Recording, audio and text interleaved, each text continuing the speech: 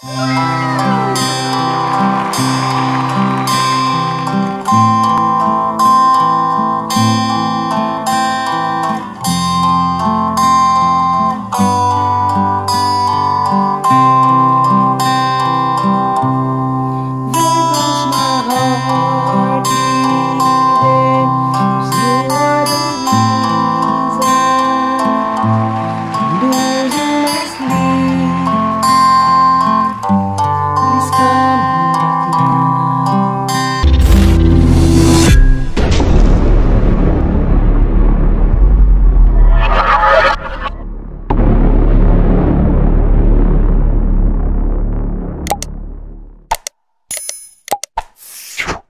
4 elements of love.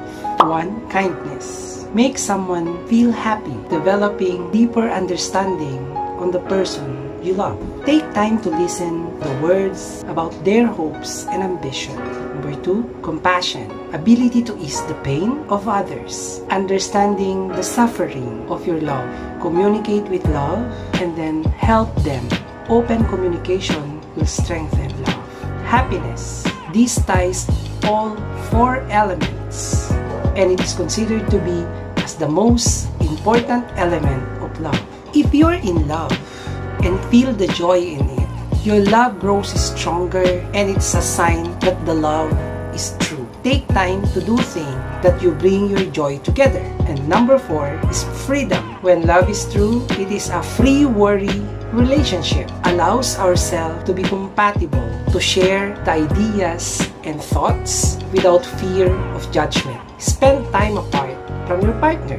Do things you enjoy, then talk to them on the ideas you have had. Kapag tayo ay in love, and when you are into a relationship, darating sa buhay natin ang pagkabigo. And then, these 3 things, minsan ay isip natin. And one thing is darkness or pain. Kung ikaw ay in love, dapat alam mo na darating yung araw and you have to be ready to feel the pain. When you're in dark days, it's okay. It's okay to think on the challenges and the issues. Come back to back to back to back. Look at the lesson you will grow. Through what you go through, are you willing to move on or go through it? When are those bad things happen? What are you going to do? Are you going to fall down, fall apart, or face the challenge with courage and resolutions? When we are in pain, we feel that we are in darkness. You know, darkness. So embrace darkness. Stand up, take that step every day. No matter what you're facing, get up and start walking. Never surrender. When you face darkness of yourself, no matter bad things it will get, don't stop. Don't pause. Don't hesitate. Remember to put one foot in front of the other. Take that first step. Start walking. Fight. In fighting, we will win. It's not the battle. It's not the war, but the spirit of never surrender. That's the greatest victory in love. Fight, love, to win, love. Ang sarap-sarap ipaglaban kapag ikaw ay mahal ng taong minamahal mo. We have the right to be loved. But sometimes, love causes us pain. Medyo masakit kapag nandun tayo sa darkness or in a rattle relationship. Pero always remember, good communication is a good love. Honesty is a good love. Don't be afraid to fall in love. Part of being in love, we fail. As if we fail, it will always be part of failing in our life. Failed relationship, it also means failed life. People don't reach their dreams because of failures. Most people don't reach their dreams because they give up. It's not the failure that stops us. They don't stop on one failure, 100 failure, 1,000 failure, and even 1,000,000 failure. If you want your goal, learn the lessons from any failures. I will not quit. Make sure You are stronger for having a lesson. Failure is not the end. It's the beginning to start on our own comeback story. Kapag ikaw ay in love, nasasaktan tayo, umiiyak tayo, maybe because of the wrong person. But, it's because may mas maganda pang darating. Sabi nga nila, sa bawat coloring book ng buhay natin, may darating na pag-ibig na magpapakulay sa ating bawat mundo, bawat pahina ng journey ng love life mo. Continuing with the pain during the darkness hours, failure from love, this is now the time to move on. Let it go. Want to be free? Stop looking yourself into the prison of your past. If you want to see the light, release the heavy weight from your back. Let it go. The more you move on, create your best life. You are hurt? Move on. The best revenge is moving on. Be strong enough to enjoy your life. Focus on the positive of life. Let it go. Let go of the negative vibes. Kapag tayo ay nagmamahal, hindi naiiwasan na tayo ay nasasaktan. Ang hirap mag-move on. But, you cannot get away with the pain. Sabi nga nila, you will get used to the pain. Sa araw-araw na ikaw ay umiiyak at wala nang nakakaalala sa iyo sa pagmamahal mo. Maaalala mo yung sakit, pilitin man natin, pero you will get used to the pain. Hanggang sa isang araw, sagad ka na sa sakit at naka-move on ka na. Now, if you think, bakit nga ba God removes people from your life? God has planned. God has always someone who will fill that blank tablet in your heart. God's plan is always the best. Stop crying. Don't fill your eyes with tears. You will be rewarded with your work. Common question of our life is why? Why God allows us to cry? Why God allows us to feel the pain? Why God allows us to break?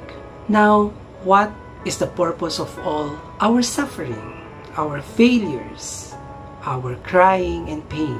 Why does these bad things happen to you? Because God loves you. He promises a life pre-test of trials. He is all in His mightiness and all knowingness. He will make situations make all good. God allow the pair to make you cry because He is steering, of course, the affairs of your life.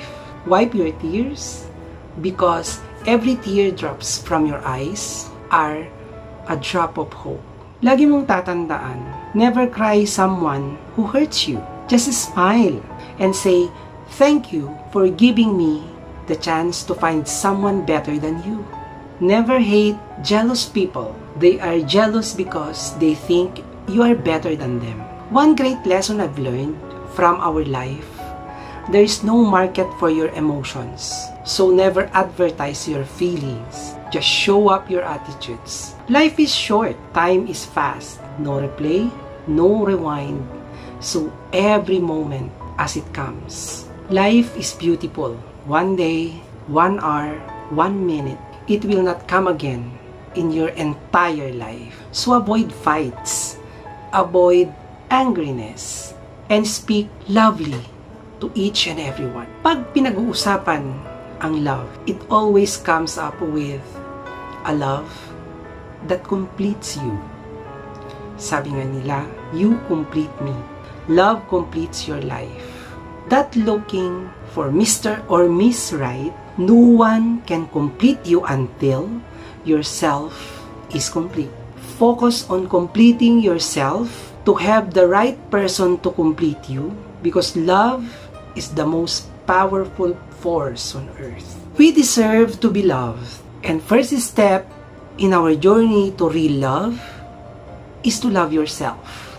Ang tanong, how will I ever find true love? Sa akin, ito yung mga 4 na dapat gawin. Stop looking for others to love you. Instead, love yourself first. Kung mahal mo ang sarili mo, sino nga ba ang magmamahal sa taong hindi mahal ang sarili. So dapat mahalin mo ang sarili mo ng higit. Dahil parang sabi nga nila, the echo will always choose back. Kaya pag minahal mo ang sarili mo, babalik sa'yo. Be yourself. Reveal your time self, your true self. For love, honesty is the best. Learn to love who you are. Stop hiding. Next, stop expecting to be someone you are not. Giving back. Next, stop expecting to be someone you are not. And the last, stop hiding. Be brave. Go out. Mingle with people. Ipakita mo yung self-worth mo. So, sa mga in love, nasasaktan, umiiyak, huwag kang malungkot. This is just the beginning dahil sabi nga nila, every chapter of our love life, you should prepare na ikaw ay masaktan, umiyak, pero higit sa lahat, pagdating sa dulo, meron pa rin tayong happy love life. Mga Kaitechwa, sa simpleng vlog na ito, sana nakapagbigay ako ng inspirasyon sa inyo pong lahat. A few moments later. Kung ikaw ay in love ngayon, baka pwede pong mag-subscribe ka sa aking channel. Kung ikaw naman ay nasasaktan, baka makapag-move on ka na. Dahil sa mga tips at inspirasyon na aking binanggit. Kaya please, hit the like button and then i-comment mo sa aking comment box. Baka sakaling ikaw ay mabigyan ko ng tulong at higit sa lahat, baka ma-inspire kita. Mga Kaitechwa, please visit my community and higit sa lahat, maraming salamat sa pag-share, sa patuloy na panunood ng aking mga videos and previous videos. At higit sa lahat, maraming salamat dahil ikaw ay hindi nag-i-skip sa aking channel. At higit sa lahat, ikaw ay nagpo-promote para dumami pa ang aking mga subscriber. Mga Kaitechwa, maraming